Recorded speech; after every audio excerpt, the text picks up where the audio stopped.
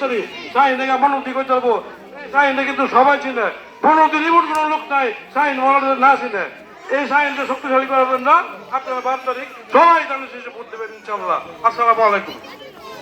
ধন্যবাদ জনাব মোহাম্মদ হাবিবুর রহমান বকুল সাহেবকে। আমি এতক্ষণ উপস্থাপনা করেছি, আমার কথা কি আপনার বিরক্ত হচ্ছেন?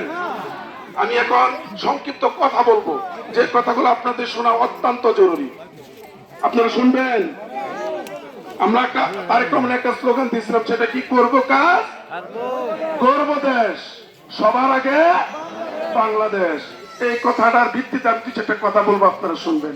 সম্মানিত মা ও বোনেরা, আপনার হচ্ছে মায়ের জাতি, আমার মা, আমার বোন, আপনাদেরকে অনেক স্যালুট জানাই, সম্মান জানাই। রহমানও আপনাদেরকে স্যালুট জানাই। বেগম খালেদা জিয়া একজন নারী নেত্রী, বাংলাদেশের সর্বপ্রথম নারী নেত্রী ছিল। আপনাদের মতন একজন মহিলা ছিল।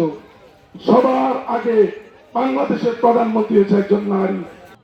অতএব যে সমস্ত ভাইরা বলতে চায় একটা ভোটের মাধ্যমে তারা জান্নাতে নিয়ে যাবে, তার চেয়ে মিথ্যা কথা এই পৃথিবীতে আর কিছু হতে পারে না। সম্মানিত মা ও বোনেরা, এটা ফাইজলামি পাইছেন? এটা কি ফাইজলামি? এক ভোট দিয়ে আপনারা জান্নাতে নিয়ে যাবেন, এক ভোট দিয়ে আপনারা দুনিয়ার কোনো কিচ্ছু লাগবে না, কোনো নামাজ পড়া লাগবে না, রোজা রাখা লাগবে না, হজ করা লাগবে না। আসলে আমাদের চিন্তা, আপনার তো মহিলা মানুষ, আপনাদেরকে অবলা, আপনাদের মন কিন্তু অনেক নরম। একজন মানুষ যখন দুনিয়া এবং আখিরাতের কথা বলে, তখন আমাদের মা বোনদের মনটা অত্যন্ত গলে যায়। বোনেরা, মারা, আপনারা শুনেন, আপনাদের মন অত্যন্ত যেমন নরম, সত্য করতে হবে।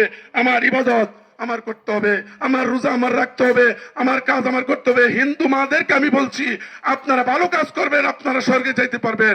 আপনারা ভালো কাজ করবেন, স্বর্গে যাইতে পারবেন। কোন প্রার্থীকে ভোট দিয়ে আপনারা স্বর্গে যাইতে পারবেন না। ঠিক কিনা বলেন মা বোনেরা? এই জন্য আমরা কারোর প্রবচনায় না পড়ে, আমরা কারোর ধোকার মধ্যে না পড়ে, আমরা ইবাদত করতে হবে। করব কাজ, গর্ব দেশ, করব কাজ, গর্ব দেশ, সবার আগে বাংলাদেশ। সম্মানিত হাজিরিন, শেষ পর্যায়ে আমি কথা বলছি, বিরক্ত হচ্ছেন? আমরা যদি এই নরেন্দ্রপুরকে উন্নত করতে চাই, তথা লেবুতলা ইউনিয়নকে উন্নত করতে চাই, তথা মনোহরদী থানাকে উন্নত করতে চাই, লেবুতলা ইউনিয়নের 1 নং ওয়ার্ডের শাহিন ভাইয়ের হাতকে শক্তিশালী করতে চাই, আমরা হাতে হাত রেখে, কাঁধে কাঁধ রেখে সমাজকে ঐক্যবদ্ধ করে এই দলের শীষ মার্কাকে বিজয়ী করতে হবে। বলেন ঠিক কিনা? বলেন ঠিক কিনা? হাতে হাত, কাঁধে কাঁধ, কারুর প্রবচনায়, কারুর কথায় আমরা আকৃষ্ট হব না। কারণ আমার কবরে আমাকে যেতে হবে। আমি যদি নামাজ না পড়ি, যখন প্রশ্ন করবে মার রবকে, তোমার রবকে, রবের পরিচয় যদি আমার না থাকে, কোন টিকিট দিয়ে আমাকে জান্নাতে নিতে পারবে না। সর্বশেষ সকলের সুস্বাস্থ্য কামনা করে, 71 সালে আমাদের মা বোনদের ইজ্জতকে নষ্ট করেছেন। আজকে দেখেন, আজকে তারা সুন্দর সুন্দর কথা বলে। আজকে আমার জানা মতে মা বোনরা থাকবে পর্দার ভিতরে, ফাতেমা রাদিয়াল্লাহু তাআলা নজিবের পর্দার ভিতরে ছিলেন। আজকে আমাদের গ্রামের ভিতরে এই মহিলাদেরকে রাজপথে তারা মিছিল করায়। তার চেয়ে মনে হয় না রাজপথে মহিলাদেরকে নামায় দিছে। কিন্তু আকিমুদ্দিন নাই, তারা বলে কি তাদের ক্ষমতা প্রয়োজন। কিন্তু আল্লাহ তাআলা বলতেন, তুইজ্জু মান তাশা ওয়া তুযিল্লু মান তাশা বিয়াদিকাল খায়র ইন্নাকা আলা কুল্লি শাইইন কাদির। আমি ইজ্জতের মালিক, আমি বেইজ্জতির মালিক। আমি যাকে ইচ্ছা ইজ্জত দেই, যাকে ইচ্ছা বেইজ্জতি করি। অতএব ইজ্জত দিবেন আল্লাহ, নিবেন আল্লাহ, ক্ষমতা অধিষ্ঠ করবেন আল্লাহ, ক্ষমতা থেকে ভুলুণ্ঠিত করবেন আল্লাহ। যেটা আমরা 5 আগস্ট তৌহিদি জনতার মাধ্যমে আল্লাহ তাআলা একজনকে বিদায় করেছে, আমি ওই কথা বলতে যাচ্ছি না। আর একজন, তাদের অনেকেই বলে যে এক ওয়াক্ত নামাজ পড়লে যদি জামাতে ভোট দেন 18 কোটি মানুষের সওয়াব পাবে।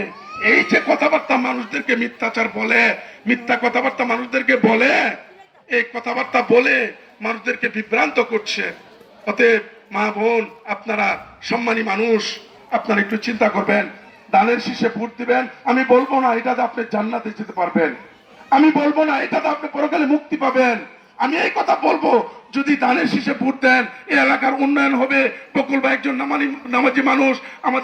আমাদের নেতা দেশ নায়ক তারেক রহমান বলছেন, একটা ভাষণে সর্বপ্রথম বাংলাদেশে পদার্পণ করে একটা কথা বলছেন, কয়েকটা কথা বলছেন ইসলামের ভিত্তিতে, যে আমরা কি করব, রাসূল আকরাম সাল্লাল্লাহু আলাইহি ওয়াসাল্লামের ন্যায় পরায়ণতা দিয়ে আমরা দেশ পরিচালনা করব। তার চেয়ে বড় ইসলামী দল আর কি হতে পারে?